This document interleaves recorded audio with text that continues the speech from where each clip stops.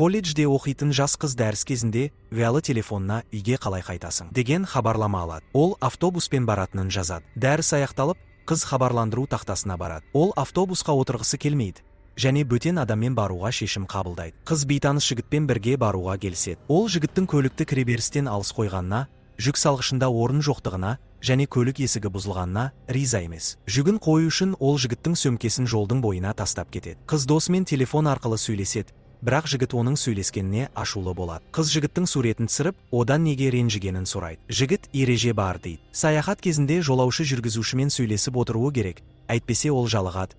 Бірақ қыз сөйлескісі келмейді. Ол жігіттен қай мектепте оқығанын сұрайды. Жігіт оның мектебінде оқығанын айтады. Сол кезде әңгімелері тоқтайды. Қыз музыка қосып, олар жолды жалғастырады. Бір сағат өткен соң жігіт қызға көру қабілетін түзету қалай жасалады деген сұрақ қояды. Қыз көруді түзету операциясы кезінде лазер қолданылатынын түсіндіреді. Ол жазда операция жасатпақшы. Жігіт оған көзілдірік жарасатынын айтады. Қыз оның көзілдірік киетінін қайдан білетінін түсінбейді. Өйткені оны тек үйде киетін. Жігіт тақырыпты ауыстырады. Олар жанармай бекетіне келеді. Қыз дәретханаға барғысы келеді, бірақ көліктен шыға алмайды. Өйткені тырнақ бояуын жаңадан жағып еді. Ол әлі кеппеген. Жігіт көмектесуді ұсынады. Ол қызды дүкенге дейін алып барады. Қыз дәретханаға барады. Ол тез шаруасын бітіреді, бірақ есікті аша алмай қалады. Көмекке шақырады, бірақ ешкім келмейді. Қыз біреудің дауысын естиді. Бірнеше рет тырысқан соң есікті ашады. Қыз жігіттен неге келмегенін сұрайды. Бірақ жігіт ештеңе естімегенін айтады. Сатушы жігітке тасжолға шығуды ұмытпауын ескертеді. Қыз жанармай ақысын жартылай төлеуді ұсынады,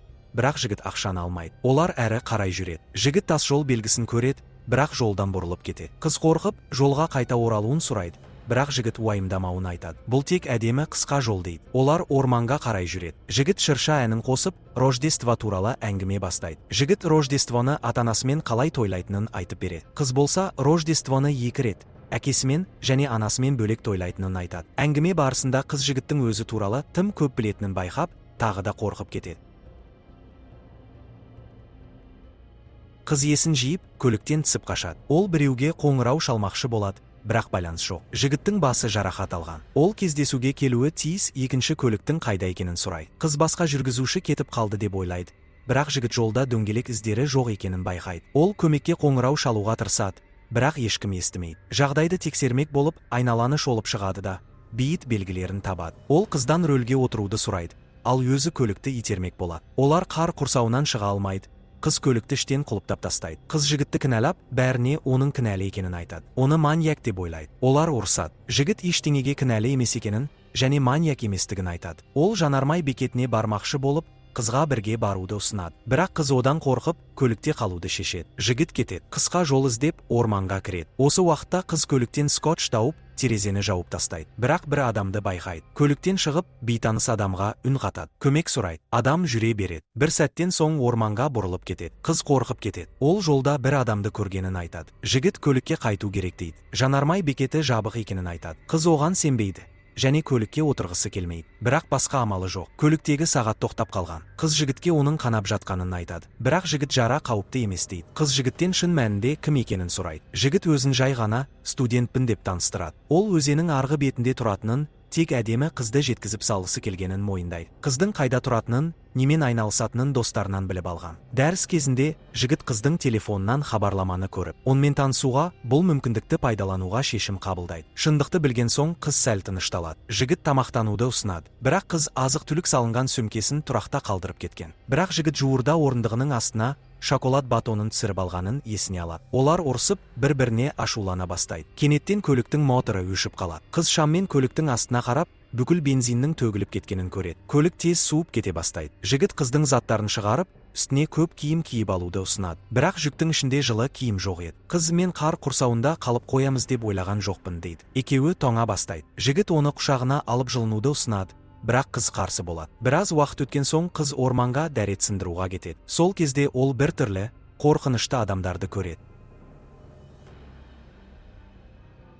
Қыз көлікке қайтып оралып, жігітке көргенін айтады. Жігіт сол адамдардың артынан жүгіреді. Қыз олар мені көрді, бірақ тоқтамады. Көлікке қайта кірейік дейді. Ол көлікке оралады, ал жігіт бейтаныс адамдардың соңынан кете береді. Жолда ол жөтеліп, қолында қан көріп қалады. Жігіт ормандағы ескі тастанды үйді тауып алады. Ішіне кіріп, ескі газет тауып алады. Үйде мұз болып қатып қалған көптеген денелер бар еді. Жігіт қорқып, үйден жүгіріп шығады.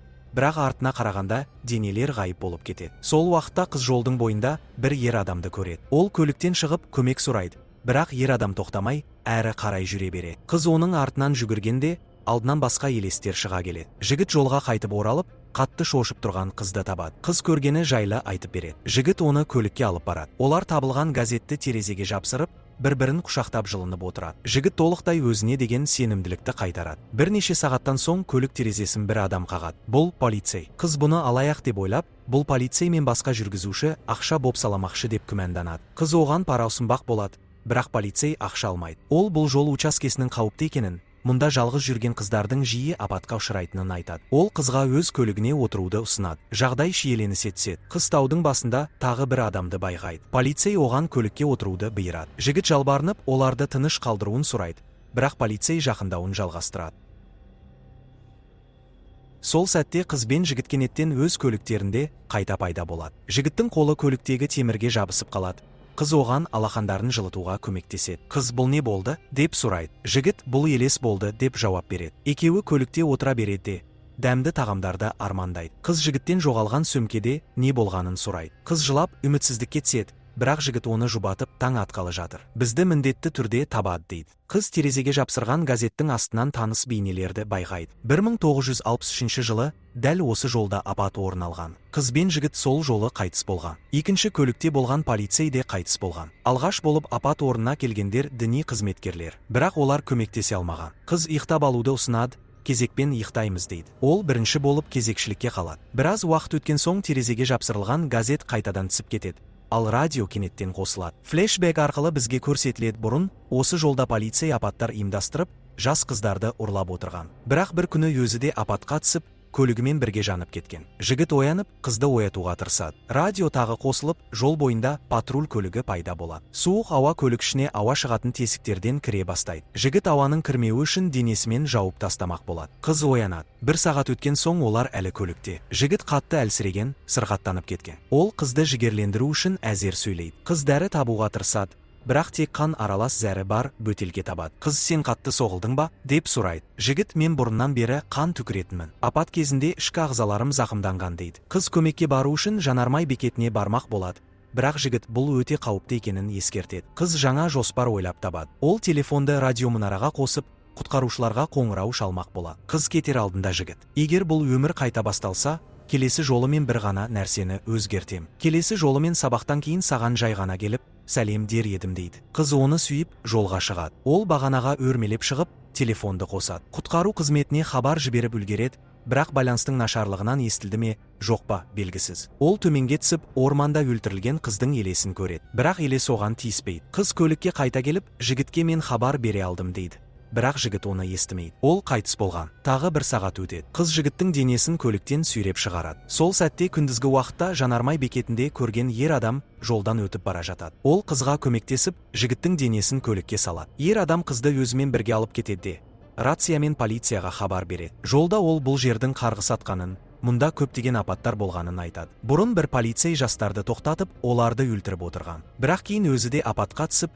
көлігімен бірге жанып кеткен. Сол кезден бастап бұл жерде адамдар өле бастаған. Бір отбасы мұз болып қатып қалған күйінде табылған. Қыз діни қызметкерлер жайлы сұрайды. Жолда олардың алдына тағы бір көлік шығады. Радио дәл сол әнді ойната бастайды. Қыз мұның полицейдің көлігі екенін түсінеді. Ер адам мен қыз аман қалады. Бірақ ер адам екінші жүргізуші тірі ме, соны тексермек болады. Қыз көліктен түсіп, бұл өздері шыққан жер екенін түсінеді. Ол ер адамды тоқтатқысы келеді. Діни қызметкер полицейге жақындап, көліктің рациясын жұлып алады. Олар полицейді жазаламақ болады. Бірақ полицейдің елесі көліктен шығып, ер адамды ұстап алады. Ер адам мұзға айналып кетеді. Қыз көлікке жүгіріп барып, моторды оталдырмақ болады. Бірақ полицей оны қуып жетеді. Дәл осы сәтте орманнан жігіт шығып, қызды құтқарып қалады. Қыз көлікте оянып кетеді. Жігіттің денесі қасында жатыр. Таң атады. Қыз көліктен шығып, сыртта тұрған жігіт елесін көреді. Ол оның артынан ереді. Жігіт оған: бәрі жақсы болады дейді де, орманға бастап кетеді. Қыз қалың қардың арасынан өтіп, жанармай бекетіне жетеді. Сол жерде дәрігерлер мен құтқарушылар келіп, оған алғашқы көмек көрсетеді. Ол жігіттің денесін қалай алып кетіп жатқанын қарап тұрады. Қыз телефонын ашып, өзін құтқарып қалған жігіттің суретіне қарайды. Фильм осымен аяқталады.